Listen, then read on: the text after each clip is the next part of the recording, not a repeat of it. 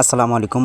অনেকদিন পর আমরা খামারে ফিরলাম। আজকের লাইভে আপনাদেরকে দেখাইছি যে আমরা দীর্ঘ 1-1.5 বছর পর আবার এই চ্যানেলে ফিরলাম, মানে অনেক দিন পর জার্নি। তো আজকে দেখাবো আমাদের খামারে বর্তমানে কিছুই নেই, তবে ইনশাআল্লাহ যেহেতু চ্যানেলটা চালু করেছি অবশ্যই অনেক কিছু তুলবো। তো কোয়েল পাখি টোয়েল পাখি সব আনবো এবং এই বুডিং সম্পর্কে অনেকে জানতে চেয়েছেন, এগুলো আপনাদেরকে জানাবো ইনশাআল্লাহ।